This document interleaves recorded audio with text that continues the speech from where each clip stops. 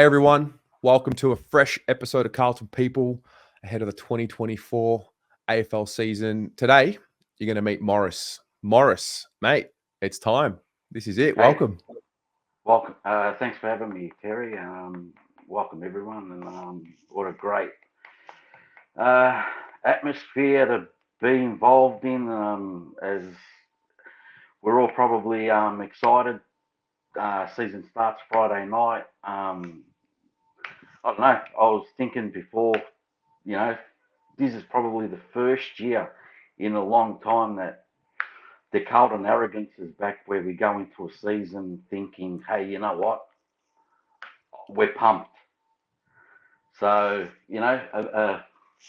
amidst all the little hurdles that we come across with the injuries, Weeders, Walsh, and that, complete faith in Bossy and the boys, and, hopefully Friday night we get a bit of payback Yeah, with the Lions. absolutely. We're going to touch on Vossi. We're going to touch on the group. We're going to touch on everything. But I think the best way to start this is with you. So tell me and tell us, how did you become a Carlton supporter and what's your story? My story is, I don't know, I've got an Italian background. So Dad's family have been massive Carlton supporters all their lives.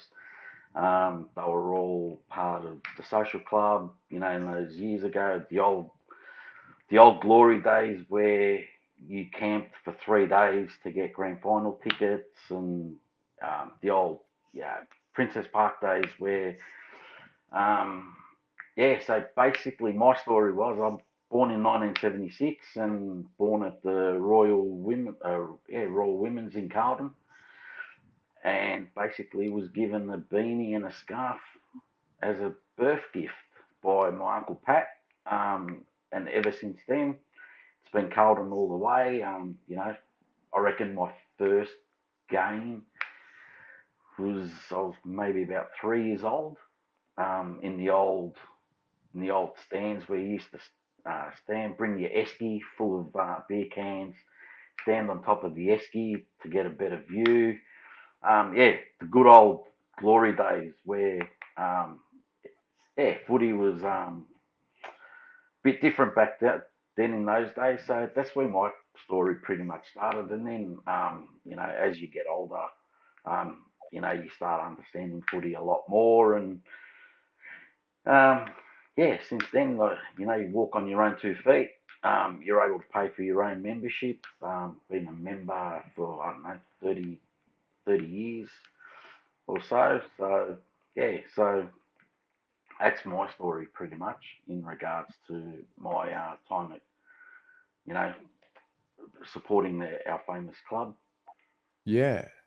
So, wow, you are definitely one that's born in the golden era, I would say, because I'm born in 91, so I just don't know what it looks like to have confidence every game. Like, how much are we going to win by? So what, you're like 11 or 12 years old when we win the 87 flag, something like I that? was 11 years old when we won 87. I Wow. was just about to turn 19 when we won the 95 premiership. So And two flags at the age of 19 you'd seen. Well, I'm born in 76, so if you take my life into existence, there's been, 79, 81, 82, 87, and 95. So 5 premierships. But the sad thing is, Terry, what I tell a lot of people, like basically my adulthood, I've not seen a premiership. Hmm. True. If so, and you know what? Growing up as a Carlton supporter, when people talk about the arrogance that we had and that demeanour, where you'd stand and walk tall. Who do you barrack for? Oh no, not Carlton. Where we were hated, um, and that hatred wasn't because they hated us. It was they envied us. They wanted to be like us. We were the blueprint of every competition. You go down, like, you travel interstate and you bump into a lot of people, and a lot of them barrack for Carlton, and that's purely because of the recruiting that the club did. If you look at South Australia, Kernahan, Bradley, Motley, Naley, and then later on, Mackay, Camporelli, and then you got that WA connection with, Peter Bosusto, Warren Ralph, Dorotich, and so forth. So the blueprint was there. Unfortunately, things happen that we want to kind of forget about and move on. It's a new era in the club. It's an exciting time to be a Carlton supporter. So all the youngies out there, stay strong, stick with us. You're gonna experience what a lot of us oldies went through back then, because I can see us being a powerhouse again. Yeah, wow. I feel like for the first time ever in my life, I felt the fan base come together when it comes to like the generations, because Yep. for 20 something years we had a generation of fans who had seen at least one premiership, maybe two, probably more, and then you have this massive gap. And so we heard, I'm one of those kids growing up that I was told about the great Carlton. I hadn't seen the great Carlton, but that back end of 23 was the first time I ever saw both young, old. There was no such thing. It was just all of us. Yeah.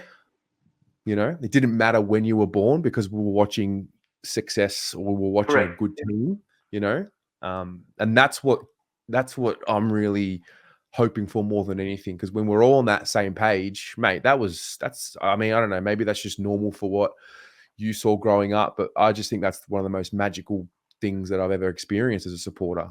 Oh, absolutely. And if you want to, dive into it a little bit deeper, um, my personal belief is there's a rebirth of the Carlton community, where you go back 15 years ago, 20 years ago, 10 years ago, you bump into a little kid on the street. None of them barracked for Carlton, where you'd see kids in St Kilda jumpers. And in my era, barrack for St Kilda, that was like a death life sentence, where it was. I've got my brother-in-law that barracks for St Kilda, and he always tells me, mate, you're lucky. I've not seen a premiership. And you stand back and look at it, and you're like, you know what, you're right. Even though everything that we've been through, um, we were lucky, and fingers crossed, we get back to those days, and we're all able to drink some Cristal, sipping, success to our number 17, sweet Yeah. 17. What would you say you've got a lot of memories, but what would you say your core fundamental memories are as a supporter? As a supporter, there's Yep. so if we stand back to um, my memories and that, I was very big, and I think a lot of our supporters were big that were around in my generation. There was a massive Carlton Essendon rivalry, where it was always Carlton Collingwood. Collingwood weren't going as great back then, but that banter, that fan rivalry banter, club banter against Essendon, it was huge, and there was massive hatred. But you wanted to put the nail in the coffin. And there was one game in the late 90s where I think it was a Thursday night, and we put out a side that was depleted with injuries now. And Essendon were a top side back then. And we came out on top. And I remember one of the commentators, and, like a lot of us fans, we'd go to the game. I go week in, week out. I used to go into state a lot, and you'd always come back home and you watch the replay, and that'll make your weekend. And one of the commentators turned around and said, "What a massive victory this has been for the Carlton Footy Club with the side that they've put out. They should build a plaque and install it at the club room, because what those players did, like if you have a look at the side that Carlton put out, you never thought they were going to win, and they played with heart, with grit, determination. They made us walk on cloud nine that night. And then you look at the 99, the 95 grand final. You know what? It's a given. Yeah. It was it was there. Like we weren't going to lose that day. Everyone went to the game thinking, hey, you know what? How great this is! Hurry up, get it over. We want to celebrate. The 99 prelim, that was one to always. It's always in the memory bank. But you then look at, moving forward. There's been a lot of wins. While we were, at our low point. But the Carlton Melbourne final last year, that feeling at the ground, at the game, where I talk to a lot of my mates that are members and fans and that, where I was running into people that I don't know, but the face. You both know the face. We're both Carlton people, and you're hugging each other. We did this, and like I couldn't go home that night. Like I was ran to a few mates after the ground, after the game, outside the ground, and we're like, buzzing. I'm not going home. We can't go home. What are you going to go home and twiddle your thumbs? Like it was like we're on this dopamine of just excitement, and we're in a prelim, and the whole footy community said that we weren't going to do it, and we showed everyone, hey, you know what, we can do it. And then and kudos to our mate Blake Acres, missed the finals. Wow. How to endear yourself to the Carlton Football Club forever. Yeah.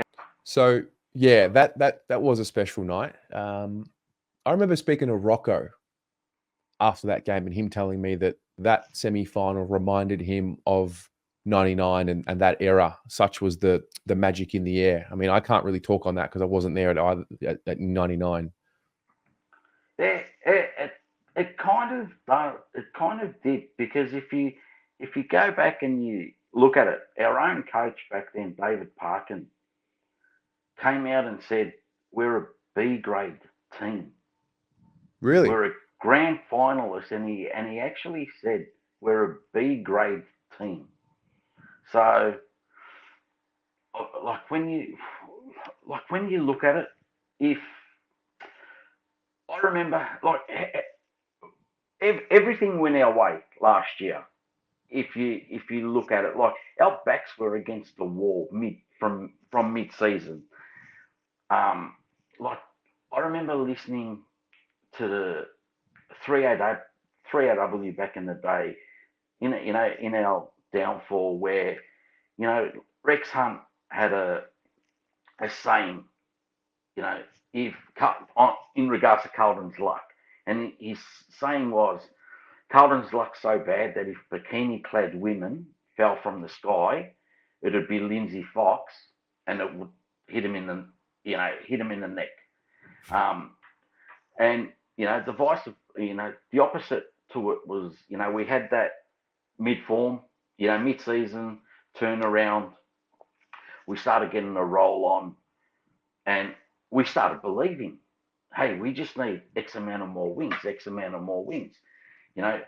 We looked at, all right, we need 4 wins out of 7 games. If we can pinch won, if we could pinch a Collingwood victory or a Port Adelaide victory, and we ended up getting both those wins under our belt. But we started copying some major injuries around our midfield, where there was a game where Paddy Dow was our number one mid, and and we thought to ourselves, how long can this go for? How long can this go for? And then we started getting the soldiers back.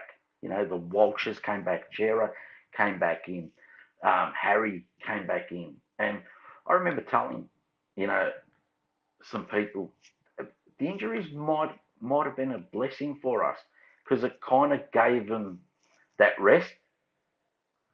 So, and they were able to rotate like they do in soccer or overseas. When they've got multiple competitions, whether it be Premier League, Champions League, the FA Cup, and that the squad's rotating. You can't play the same 11 every week. So I thought that was a blessing. The prelim, we got to 5 goals up in the first quarter, and we thought to ourselves, is this really happening? Is it like? It's like we've jumped the queue. Yeah. Carlton Collingwood grand final. But I always said to myself, Brisbane are going to come. They're too much of a good team to have one of those days, especially at home, to fold like that. And I was like, can we just hang on? Can we just hang on? Can we just hang on? But unfortunately, it didn't go as the plan. But you know what? I see season 2023 as a major success. Majority of us probably just wanted a finals win. And if we lost to Melbourne, it would have been a pass mark for us. Hey, we exceeded. Yeah. You touched on something there that I think is really interesting, how we started losing soldiers and still having that belief, that next man up. Paddy Dow was playing, Fisher was playing at the time as well. One thing I've noticed in this preseason, we've lost a couple, Walsh, Wiedering for the first game, and, Jack Martin. I feel like, I don't know how and why it's happened, but I feel like that belief's disappeared, that we have the next man up and we have a squad. Do you feel that? No, not at all. Look, the first game against Geelong, I was overseas, so didn't really get much of a bearing on that. Watched a little bit of it. The Melbourne game, watched it all. Didn't really take any notice of it. Practice game, and the purpose being, it's our game style, the way we play. We're a crash and bash team. There is no way that we're gonna adopt and instill that gameplay in a practice game, where it just doesn't make any sense. And I just thought they were trying to see, I don't know, go through the motions, get some run K's into the legs, see what's what, try new things. We had Fantasia as a small forward, the Harry Charlie mix in the forward line, where Harry had a few injuries last year. Just trying to stabilise the defence with, like, even playing Lewis Young down back. He was a forgotten man last year, so I don't know. I didn't read too much into it, Terry. Yeah. No, I didn't either. No, I don't know, maybe it's because we haven't had footy for, 5 months, 6 months now. I thought, maybe this is me just being naive. I thought we had turned the page in terms of believing in them because of what they were able to do in the back end of last year. And I just hope that doesn't go away, because we spent so long with the team for them to get to a point where we got right behind them as a whole unit. And maybe it's just we need to bounce the ball, see them crash and bash again, play with that heart and spirit, and then we'll all be back on again. But it's a really fascinating thing, and it kind of lends me to my next question. You've seen a lot of the club. Why do you think Carlton has this ability to make people so passionate? What is it about Carlton? Oh, um, it's different for a lot of people. Like for my, like if I talk about myself, my childhood was spoiled, and then it got taken away, and I want it back. And then you've got, if you talk of the younger generation, they've been told all these stories, and they everyone wants that fairy tale to become true. So they want to see, they want to be able to talk, like I can talk to my era and say how great was 95. And we're both on that same wavelength of, hey, you know what? That feeling that you felt, I felt. But if I talk to someone younger that never experienced that, it's that other person's always, they're listening with envy. Hey, you know what? I want that. I want that. If that makes sense. Totally. And we've always been that club that everyone's hated. They've, and you go back. Carlton's always had the big power hitters. If we look at, like the board, they've all been, big power brokers, and like, in my time, if you said to me who was who were the board at Essendon, Collingwood, and that, no one knew them. People only knew, even if you go back 10 years ago, who were the board on Collingwood. You only knew, Eddie Maguire was the president, and that's only because of his media. But everybody knew who the power brokers at Carlton were, because they were the BRW rich lists. Interesting. Look, it's a high-profile club. It is. Correct. It attracts high-profile people. It has historically, and it will continue to do so. It's probably the one thing along the journey of doing all of this where I haven't been able to say it in a sentence yet. I think one day I'll be able to, but I ask everyone. Everyone's got a different version of the same answer, but for whatever reason, this club just gets people going in a way that, the club talk about it themselves, about the passion of the fans. I'm really curious. I don't know how long it's going to take me to figure it out properly, but I'm trying to really understand why, why do we care so much about something that we have no control over, Oh, 100%. And even if you look at it, right, if you take the Carlton bias out of it, the final series, even leading up to the final series, you had TV commentators, like ex-players and it was all Carlton hype. And these are TV personalities that do not like Carlton, but were on the Carlton train, and the motion moving forward was, do you want to play Carlton next week? And everyone's answer was no. No way. No. Like Collingwood were ecstatic when Brisbane beat us. They did not want to play us in the grand final. So that's the way I look at it. A good Carlton's good for the competition. Yeah. And we proved that last final series. You look at the elimination final, Carlton Sydney. Yeah, Sydney's got a massive following, through South Melbourne, down here in Melbourne and that. But there was 94,000 people at the G.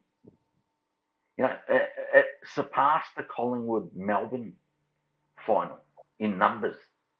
Two big Melbourne clubs. We had a bigger crowd that night. Mm-hmm. And if my memory serves me correct, it was a cold night in Melbourne that night. It was a cold night in Melbourne that night.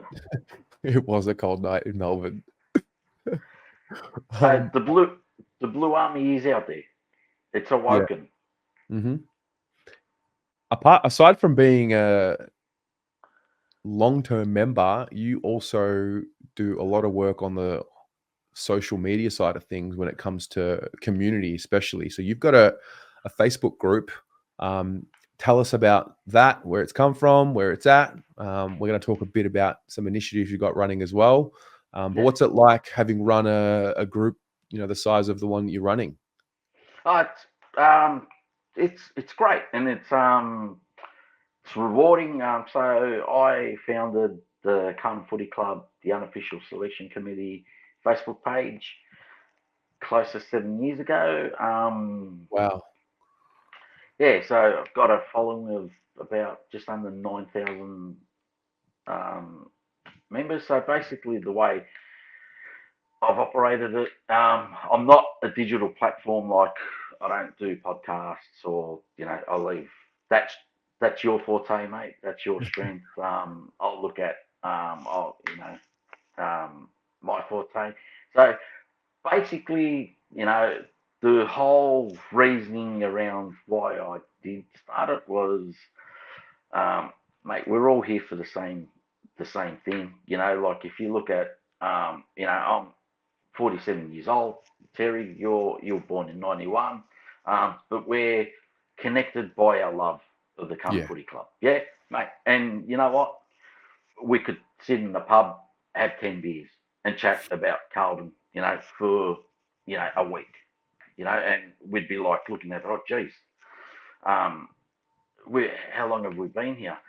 And what happened was, it was I started the page in our down gloomy days where there were other social media sites out there, and um, a lot of them didn't accept the fact of we needed to change as a club. And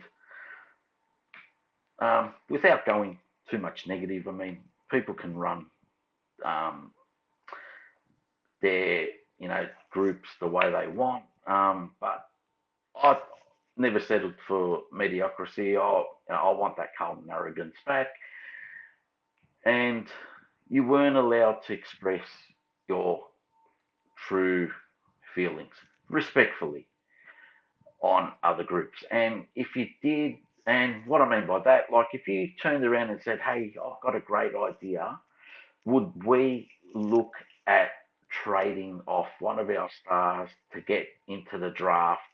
You know, these players aren't going to be there when we win our next premiership. Would you try look at, you know, doing something? You'd get kicked off. Mm. It was like you lit a match and burnt down the club. Mm. And I thought, hey, you know what? It's not on. People differ in their opinions. Yeah. So Um, so I just said to myself, you know what? I'm going to start a group, a page, see where it goes. If there's 10 people on there, hey, you know what? We're going to have 10 people that can converse, with their opinions respectfully, and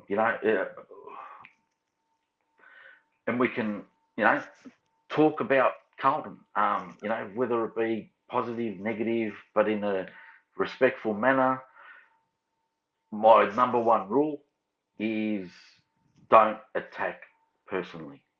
We Mm. all have different opinions. Um, so yeah, from there, gone from doing that, and it's grown. I've got a few people that help me. My cousin Marco, I've put on. That's a massive help, and I've got Kirk and Sharon up in WA that help see, which helps as well too with the time difference. So back then when we used to have a lot of losses, it'll be like 2 o'clock in the morning in Melbourne, and there'd be people, starting fires, and it was only like 10 o'clock in Perth, so they were a massive help. Yeah, I gotta say, I don't know how you do it. I at some point left Facebook. I couldn't handle it after losses in particular. Um, and to be honest, it's probably what led me to doing podcast and video and YouTube because Facebook just at some point it just became too much, and it wasn't an enjoyable place to be. So full credit, because I don't know how you do it. I don't know how you did it, especially back then.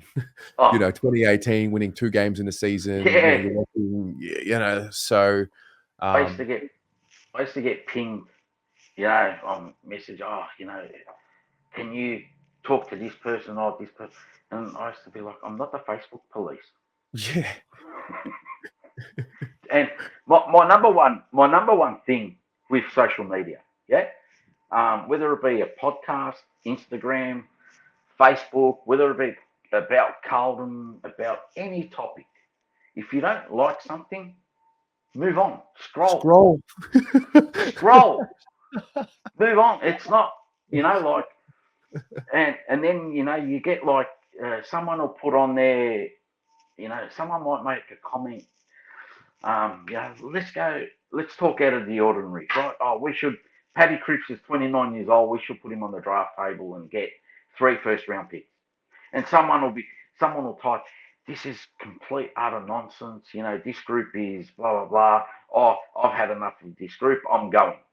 And you know, and then the best reply I've ever seen was someone put on, this isn't um, a transport terminal where you need to announce your departure. It's actually a good one. That is a good one. Yeah, Yeah. No, I mean, but I think it's really evolved. When I was 19, 20, you had, big footy, Facebook started really emerging, then the group started coming. Um, and I feel like it's gone through another phase of evolution, because now you've got this audio version with podcasts. There's a couple of YouTube channels with video. We're moving into this new era, and I actually feel like I really do feel like there's a level that the club improved. The club looked at themselves, made their changes, and did their thing. I really feel like we as the fans have to do something similar. Um, and I don't know exactly how. My guess is it's got something to do with being able to think a little bit more critically and bring some evidence base to your statements, or because a lot of us talk on emotion. I mean, I know I did not so yeah, long ago, and I'm working at it, chipping it away. And I think if we can bring a better level of evidence and intellect to the conversation, we can create a better environment, because I feel like with the fans, like there's a fine line between passion and disrespect to the players and the club, you know? correct, correct. And even going, moving on to that, where you look at not the division, but the if you look at the way you operate your channel. So, and one thing that and you've got like I've got my mates have started a podcast last year, and they're, hats off to them. The Monday Blues. So, Monday um, Blues. We love the Monday Blues. yeah. So, Andy's one of my best mates. Good man. And we chat all the time and that, and with the podcast, whether it be Blue Broad, the Monday Blues. One of the things that I take my hat off to the digital side of it, like the video content, is it's brought back what I was saying before. There was that disconnect with the youth. So the digital side of it, bringing back and giving a 16, 17-year old, hey, you know what? I'm I'm getting knowledge about the Carlton Footy Club. Whether it be an interview from a player or talking a game review, and these kids are going to be 25 years old one day. So it's that new wave of supporters, members is coming through. Like there was an era where you went to the footy, and if you had a look at statistics on Carlton members, a lot of them were mature. Majority of them were mature, and it was like, well, where's the next wave coming? Yeah. So, and and then you look at my platform. My platform's it's an open forum where you'll post something, um, comment, poll, or whatever, and you can have a discussion. You know, via messages and posts and so forth, so forth. So the two of them work good hand in hand. Yeah. No, I think they all play a role in a different way, no doubt. It's exciting. It's exciting. There's opportunity. I think the biggest challenge with when we talk about podcasts and video is I feel like there needs to be an understanding. There's a added layer of responsibility. I mean, words on video get shown a lot, and it goes into someone's head when they watch it. And so we've got to be really careful how we express ourselves. I mean, this is coming from me who didn't. I mean, I didn't know how to do it at the start. I was learning on the fly. I look back now and I'm like, oh, mate, calm down. But it's powerful, and that power means a serious responsibility. 100%. And you know what? The only thing that you can do, Terry, is you look at it, you take it on board. Yeah, Mate, we all learn. If you look at the Carlton, the footy team, they've drafted 18-year-olds. Hey, you know true. what? They're on a learning journey. Put them in front of the media now towards an interview in 5 years' time. It's going to be completely chalk and cheese. So true. So true. And the only thing that we can do is learn and live by not our mistakes, but experience and getting Yeah. better at something. Yeah. And that's one thing that I wanted to lean in on as well too. Like one of the things I was thinking last year, you know what, you know, buzzing from the finals thing, and hey, how great is life? Carlton's back. It's like our spirit's been awoken. Yeah. It was, and I thought, I want to get a little bit more of engagement within the group and that as well too. And I was thinking, on the off season, what's something that we can do, to give a little bit back. And I thought, let's start a footy tipping comp. Yes. So what I did was I had a chat with some people about it, and it was like, hey, you know what? Yeah, sounds great. Let's do it. So spoke to as I was saying, Andy. He went and had a chat to the boys at the Monday Blues, and they said, hey, you know what? Yeah, great idea. We'll look at putting up a prize. So Andy as well too owns a local bottle shop, the Bottle-O Pascoe Vale, and he turns around and goes, mate, happily support your page, as well as the Monday Blues, and then. So basically, first prize is a $250 Carlton Club voucher, along Yep. with a $100 Bottle-O Pascoe Vale voucher. Second, which is proudly courtesy of the Bottle-O Pascoe Vale. Second prize is a $250 Carlton Club Shop voucher. That's courtesy of the Monday Blues podcast. And then I've got third prize, which is a sign, if my memory serves me correct, it's a signed Daniel Ricciardo Renault Formula One cap. Yep. And fourth and fifth is a Fernando Alonso Castrol Racing signed cap, which is courtesy of my page, so the Carlton Football Club, the Unofficial Selection Committee. It's free entry. Bit of banter, bragging rights up for grabs. Just that engagement. People can. It's I think so. Free entry and 5 levels of prize. Prizes. Okay.